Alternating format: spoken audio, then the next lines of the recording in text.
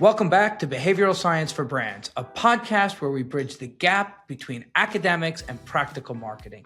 Every week, we sit down and go deep behind the science that powers great marketing today. I'm MichaelAaron Flicker. And I'm Richard Shotton.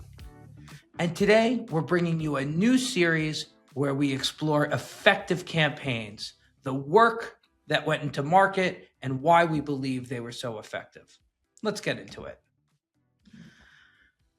So, Richard, we are starting this new series because there's so much interest and excitement around all the work in the industry.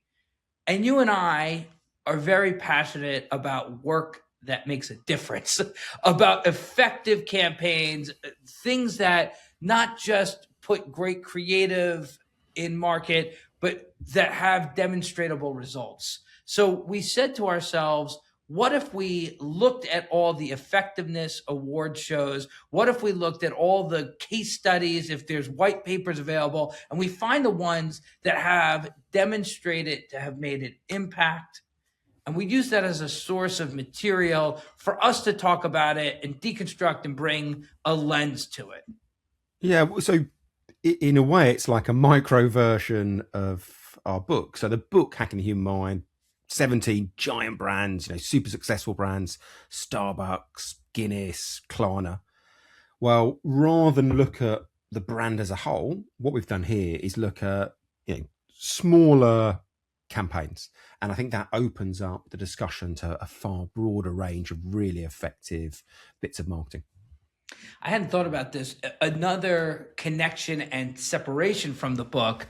In the book, we chose what we were calling some of the world's best brands. And here we are really looking for the most effective campaigns. So a lot of the brands we are planning to feature, a lot of the campaigns we're planning to feature in the upcoming weeks might be brands you've never heard of, might be campaigns or markets you don't know the details about. And we think that's powerful. Yeah, or it could be a brand that hasn't done very well for 10 years, but they had an amazing campaign. The important thing is there an evidence-backed idea in there that can be extricated from the actual event and replayed and reused by listeners? So that's going to unite everything we talk about. There are transferable learnings that you can apply to your business. And this also opens up the opportunity for listeners to write in and let us know about campaigns that were effective that you see in market. We're always looking for where to get the best ideas. And if we think of ourselves as a hive mind, all of our listeners together, we have access to tons of great campaigns, tons of great marketing effective work. So you'll listen to these, and please, by all means, share for those listening campaigns that were effective in market, and we can see if there's some evidence-based science to support it. So today's episode is entitled Lucky Yatra, Indian for the Lucky Journey. And it's really an interesting campaign that was featured this year in the 2025 Cannes Lions Festival. But let's focus on the campaign. This country is India. The client is Indian Railways. The agency is FCB India. And Indian Railways is facing a systemic problem. Millions of Mumbai commuters simply do not buy train tickets. They just jump on the train and they ride for free. With over 24 million railway passengers each day, it's the busiest transit system in the world. It's so busy, so packed, that it was impossible to add turnstiles of any kind, impossible to create a barrier to getting that many people on and off the trains. So rather than increasing ticket checkers or coming up with more serious fines or using technology to enforce getting people to pay for their tickets, they flip the script. And what they use is something that was already there on the ticket, For almost 100 years, Indian Railways has printed a serial number on every ticket that they sell.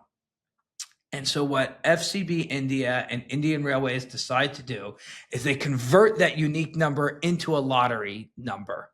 And every person who purchases a rail ticket now has a lottery ticket. The chance is to win $117 every day or $585 every week just by taking their ticket number and entering it on a SIPRIB website. They had a QR code, they had a website. You enter the number and you're entered for a chance to win. The results are astonishing. With just $1.4 million allocated to prizes, the campaign generated $685 million in ticket revenue. And that's a big number, but importantly, it increased ticket sales by 34%. So it wins this effectiveness award, not only for its creativity, but for proving that rewarding honesty can be as powerful as punishing fraud. It was more than just a lottery. It was a behavioral science experiment that they put into market to see what would happen. And now the Mumbai Railway test is going to extend out to all of India's 7,000 stations. So they try it in Mumbai, it works there, and they're extending it.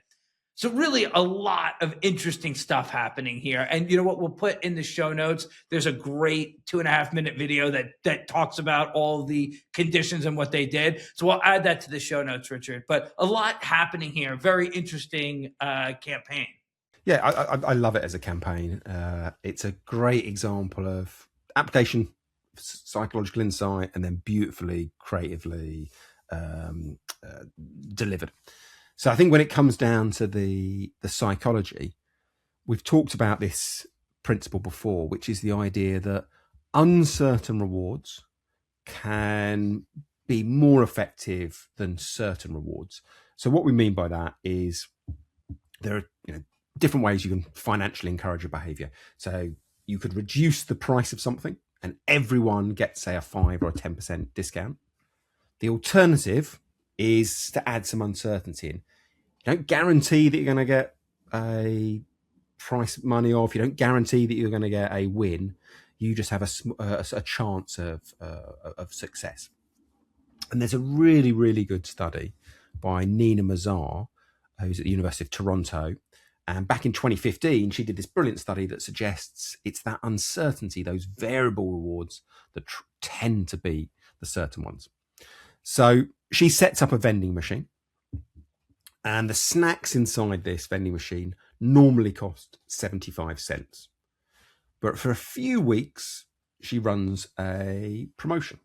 So people have the choice. They can either have the 75-cent snack for 50 cents. There is a guaranteed fixed 33% off. That's the certain reward. Or they pay 75 cents and there is a 1 in 3 chance that they get it completely free.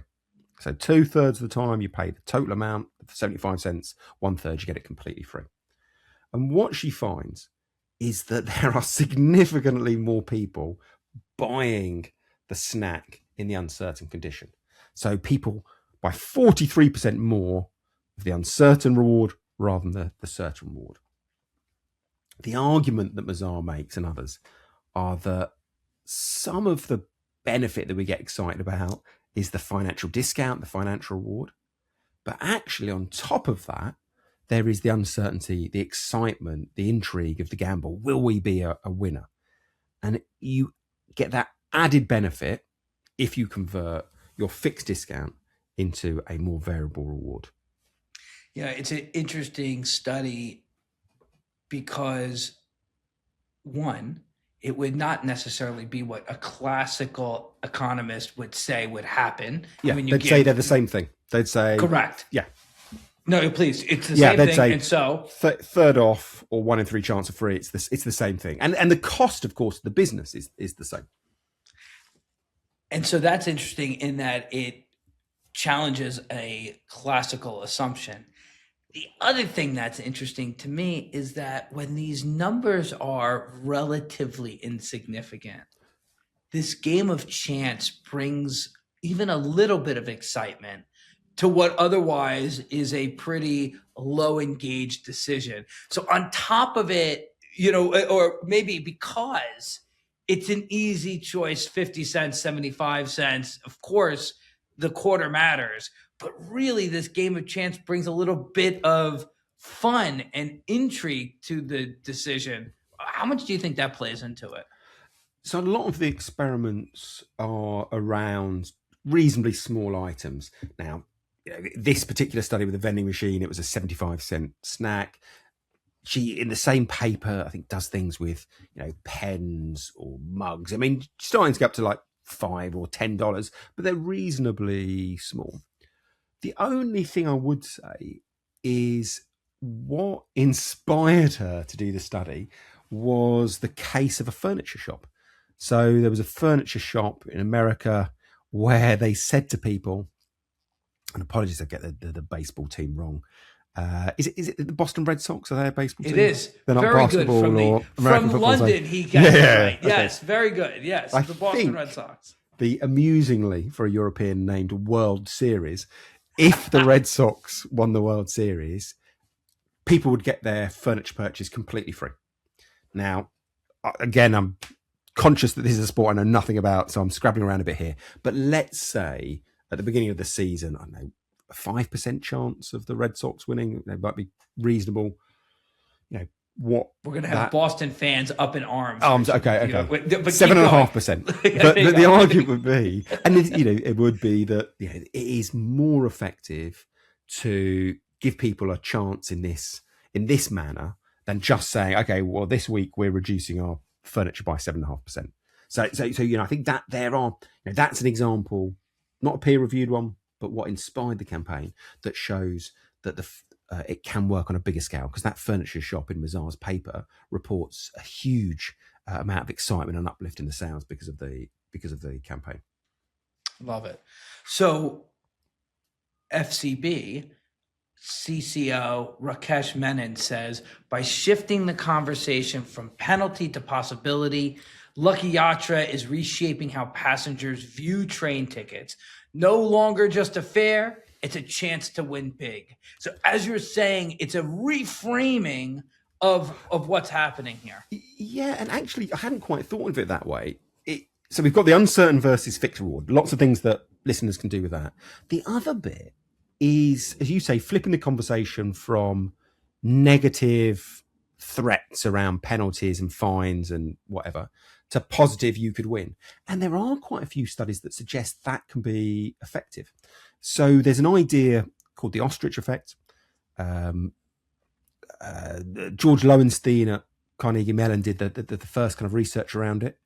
And what he found was often if you scare people, make them feel ashamed, make them feel guilty, rather than that person resolving to change their behavior, so the criticism no longer applies, what they tend to do is like the metaphorical ostrich. They stick their head in the sand. They just completely ignore the messaging, or they go through mental gymnastics to explain to themselves why the messaging just won't apply to them. And Lowenstein didn't just base this on logic and speculation. He had access to some amazing data.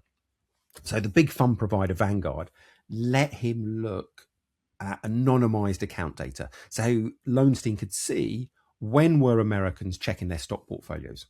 And what he found was when the S&P 500 stock market is going up, people check their portfolio regularly. When it's going down, and therefore you're likely to have bad news, people check their stock account less. And it's not rational. Yeah, it's not rational. The information about your wealth is equally useful in both situations. But when the stock market is rising, it's going to be good news and you feel good. When it's going down, you get an immediate feeling of negativity. And what Lowenstein said is one of our rules of thumb is if something causes pleasure, we'll, in the immediate term, we'll double down on it. If something causes us displeasure in the immediate term, we avoid it. So often the supposedly logical intervention in a situation like fare dodging is to make massive threats and to try and scare people. But what often happens is people either ignore the ads or they think to themselves, well, other people might get caught, but I'll be all right. So I love this twist to a more positive approach to a social problem. And this is not the first time uncertain rewards have been applied to travel before. No. There's quite the history of this working well. So you go back, I think it's about 2018. Singapore introduced a lottery style mechanism called the Travel Smart Program. Each time you travel, you get points, and the more points you have, the more entries you get into a lottery. Now, the clever thing they did was, one of the big issues in Singapore was peak time is unpleasantly busy. So they decided, well, let's use these points to try and shift people earlier in the day. And now if you travel really early or really late, you get more points per mile traveled. Yeah. Now, to the travel provider, to the Singapore transport system, doesn't matter how many points you give away. All that matters is the volume of the cash prize. So they were steering people to the right times without actually costing the metro any more money. And what they found was that when they introduced this, there was a 12% increase in people traveling in that morning pre-peak period because they boosted the number of points available. It's such a helpful thing to hear, because it gives you this. It's fertile to say, like, how are you using rewards? How are you incentivizing? And could you use the same dollar impact on your brand's P&L in a more innovative way that's going to improve the ROI on that investment? Yeah. Your point is the one to double down on. This set of experiments is not give people money and they'll buy your product more often. Reduce the price or throw cash at the problem and you solve it. It is more subtle than that. It's saying for the same dollar spend, you will get a better change of behavior if you add an element of variability in rather than giving people a fixed discount. That's the key point. We are not saying put more promotional budget down. We're saying introduce more variability where you can. And it's interesting because in the first example, we're talking about a lottery style offer. When we were writing the book together, we said we don't want to be encouraging tactics that could just be read as like gambling. So one of the ways that these uncertain rewards can take a tactical hold is through like a game of chance. But the Singapore's Travel Smart program is a great example where it was variability, but not through a game of chance, right? So, whether folks are for or against gambling, the insight is more important than the way it comes into practice. Fair? Yeah, absolutely. And I always say, it's not for us to tell people what's morally immoral, but everyone, of course, will have their own code. And yes. I'd never want to suggest, if a experiment makes someone feel uncomfortable and they don't like the implications, there's no necessity to apply it. I mean, there are so many of these studies. Just work on the ones that fit with your kind of own standards. And if people don't like the idea of the kind of gambling or gambling light, well, maybe the other learning, as we've discussed from the Lucky Yatra, is the power of positivity. Now, if you scare people, it often backfires. That could be a completely different learning to take from the same case study. I love that. It reminds me of a study we've talked about before. Maybe you can give everyone the details. Stockholm, Sweden, and they use speed cameras. It's a speed camera lottery. Am I right about this? Yeah, that's right. So Volkswagen a while ago, and we'll put, there's a very good case study. So it's a little 2-minute video. We'll put that in the show notes. They encourage people to come up with ideas. And one of the winning ones was what was called the speed camera lottery. So I think you said it's Stockholm, didn't you? What they did was, previously, Stockholm tried to encourage drivers to reduce their speed by lots of speed cameras. You drive past, you are going too fast, you get a fine. What they tested was a little twist to that. If you drive too fast, you still pay a fine, but the fine money goes into a pot. And anyone who drives past the speed camera and they are obeying the speed limit they have a chance to win the pot that's been built by the You're fines. entered to win Yes. because you complied with the rules. Yes. And it's being funded by those that did not comply. Yeah, and we'll put the link in the show notes, and it's got a nice big bump in the proportion of people who were following the speed limit. Speeds fell by 22% is the punchline, from 32 kilometers per hour to 25. But it's kind of like a gambling scheme, but not. It's teaching a lesson, and it's using social pressures in a unique way. I think it's a lovely example of being very creative with how you can get people to change their behavior. Yeah, absolutely. Now, we've done the good news about uncertain rewards and lotteries and all sorts. There is a bit of bad news, though, which is, people are complex. The world is a noisy, sophisticated place. And just because lotteries generally work doesn't mean they always do. Mm-hmm. And there is some interesting data around COVID vaccines. So Andrew Friedson at University of Colorado, 2021, looks at 19 states, and he compares the uptake in the vaccine rate with states that have a lottery and states that don't. Now, what's interesting about a lot of state lotteries is how big they were. So Ohio had $1 million prize or $5 million prize offered by the Department of Health. California went even bigger and had a $1.5 million prize. And what Friedson finds is there is no significant difference in vaccine uptake between the states. Now, at first, that sounds surprising. Offer people lots of money, surely, or a chance of lots of money, surely they should all jump at the chance. But Sarah Krebs, who's at Cornell University, said you've got to be a bit careful, because you've got to think about what is the body language of the lottery. And so she said, if you were offering huge prizes, what people might take out of that is a degree of suspicion. They might think, well, if the government has to incentivize me so much, maybe there is something wrong with this vaccine. Maybe it's not as good as people are saying.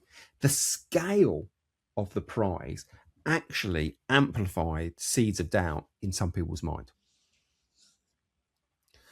So the argument here would be, I think, just be careful. And because lotteries generally work, just think about the unique elements of your situation. I think that would be the key part. And in this particular medical situation, too big a lottery was a problem. Yeah, I think that's the thing I would underscore, is that the science and the academics that inform what should work always have to live in the real world with the culture and the business case around it. There was a lot of vaccine skepticism across the United States when this was happening. And so even though a big reward could have worked, it missed the setting that it was in, or at least that's what Sarah Krebs is making the argument that that's possibly one of the reasons it didn't work. Yes, and someone trying to explain the results afterwards it is slightly speculative, but that to me does make a lot of sense. And I think this whole area of rewards and incentives, is a interesting and complex area. And I think one of the best interviews that we've ever done was with Uri Ganizi. Yes. So, he wrote this amazing book. I think it's called Mixed Signals, all about how to get the most out of incentives and when they can backfire. Episode 78 says my quick Googling of our article, of our episode. And as you say, he went deeper into the parts of that you might think about when you're setting up these different uncertain rewards. Yeah, and he argued that sometimes if you offer a financial incentive, it can crowd out the social obligation reasons for adopting a behavior. So he says, look, there's two ways of driving behavior. You can use money to incentivize people, or you can appeal to their kind of better selves. You can use, the kind of social norms and expectations of society. And what could be happening is, you introduce a cash incentive, and then that crowds out those existing social motivations to get a vaccine. Some people might have done it even though they were worried about a vaccine, but they thought, well, this is still the right thing to do. Once cash enters the equation, it can dampen down some of those social reasons for donating. And what comes up for me that I don't remember him talking about, but you're solving a very emotional challenge with a very rational solution. So the vaccine skepticism centered a lot around fear of the unknown, fear of what how something developed so quickly could do to you, and you're solving it with something very rational, a taxable prize. Yeah. It's a fascinating, yes. Again, thinking about it after, something more emotionally based might have been more successful. Yeah, like absolutely. That. You go for it. I was going to say, I was thinking the flip of what you're saying, which is, if the problem had been quite mundane, a lottery and a financial incentive from a government could be brilliant. So in Britain, the example that strikes me, we have a tax, like a property tax that you pay every year called the council tax. And you have to pay it, but lots of people pay by, ringing up the week they have to, hit the deadline. And that's expensive for the council to run those phone lines, to chase the people who forget. And also just the fact they haven't got money for a couple of months. So what the councils try and do is encourage people to set up a direct debit. So it comes out automatically. It's cheaper. They get the money earlier. And they very, very successfully have used a lottery mechanic to do that. If you set up a direct debit, you're entered into the draw. The behavioural insights team in Britain have found that to be a very effective way of encouraging behaviour change. But there it's much more of a mundane, people just not getting round to it. It's hassle they have to get over. So maybe, when it comes to these areas, it's picking the right tool for the right challenge. So often that's the fun, the skill, the excitement of what we're talking about week after week. It's one thing to know the business challenge, the business problem deeply. It's another thing to know the marketing academics deeply, but the art is connecting them and using and then creatively presenting that academic insight to solve the business problem. That's where, to us, the creative fusion occurs. Because a lottery isn't a lottery. I mean, what's the size? What's the theatre around it? Yes, you can have a general finding, but of course, if there's variance within what type of lottery you're doing, there's going to be a different impact. And then when it comes to the academic studies, I always think, if you are a business owner and you read about the Nina Mazar study, you remember the one with the vending machine, you've got to think, how close is my situation to that? Like, if you literally are a vending machine operator, you are crazy not to at least test that idea. If you are selling low value items on the internet, it's probably a good idea to test. If you are selling Rolls Royces to multimillionaires, then, well, I don't know, maybe it's too much for a stretch to apply it. We've got to have an appreciation of, is our situation similar to the situation that the experiment was running? If it is, you've got a good chance of it working. The further away you are, the more uncertainty creeps in, ironically. It's great. And you've used the term a lot, literal versus lateral applications. It's a great argument for, like, if you are not a vending machine owner, then any literal application is a little bit more of a stretch and a little bit more of a test and learn. But if you can understand what was happening when consumers, buyers made that decision, your ability to come up with lateral applications inspired by thinking that brings the idea more broadly, I think it becomes much more effective. Yeah. So you've got this thought about how close is my situation to the experiment. But then the second way of thinking about that lateral interpretation is the creative ability to execute the idea is super important. There's a famous phrase, John Hegarty of BBH, I think said, a great idea is 80% strategy and 80% execution, which I've always liked.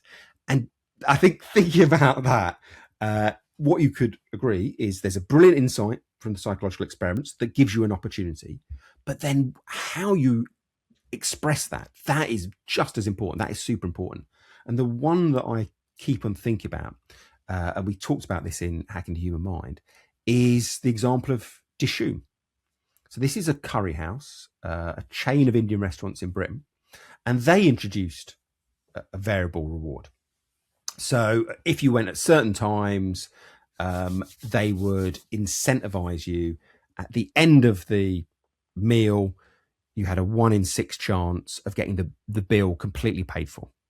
Now, you could do that, and the waiter just comes out and says to you, in a monotone voice, well, you didn't win this time, you've got to pay.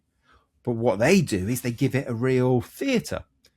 The whole design ethic of the restaurant is kind of 1920s Irani cafes in Bombay, and they bring out this a big wooden board, similar design style, a brass jar they call the matka, and they get you to roll the dice. And I think it's that level of theatre and beautiful creativity that makes it such a good idea, not just the idea that you should have an uncertain reward. I love that. I think that's ultimately why we're all, to some degree, in this industry, is because doing the creative around it, bringing creativity, capital C, not just design, not just copywriting, but creativity in its full form to solving the business problem is exciting to all of us. So it's a great example of why uncertain rewards by themselves may or may not work, but the theater, the creativity to make it compelling is really a big part of why it works for Dishoom and in these examples here. So Richard, would you just help give us a quick roundup of today's topics? So we've covered maybe 3 big themes. The first one was the power of uncertain rewards versus certain or fixed rewards. And what we mean by that is giving someone a 1 in 3 chance of getting something for free tends to boost sales more than giving people and everyone a 1/3 off discount.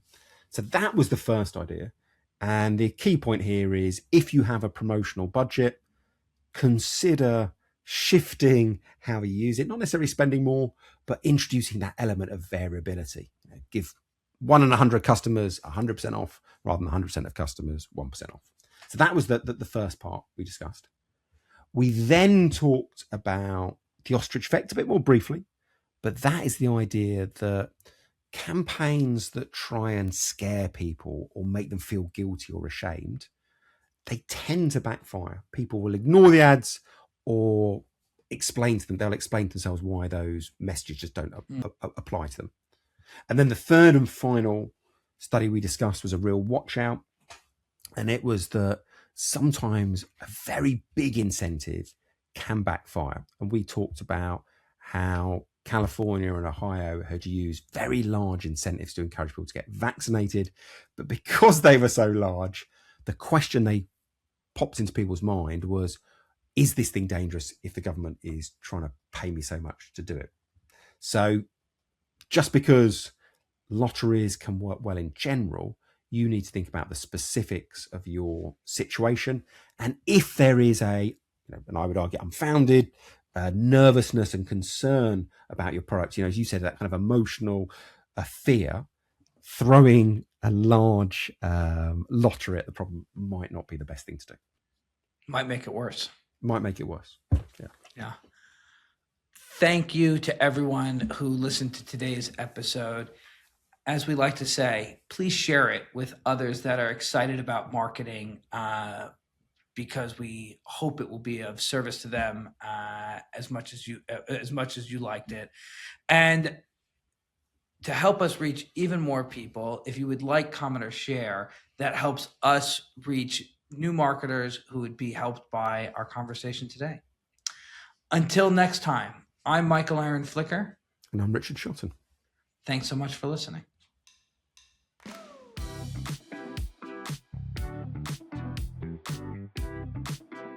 Behavioral Science for Brands is brought to you by Method One. Recognized as one of the fastest growing companies in America for the third year in a row, featured on Inc.'s 5,000 list.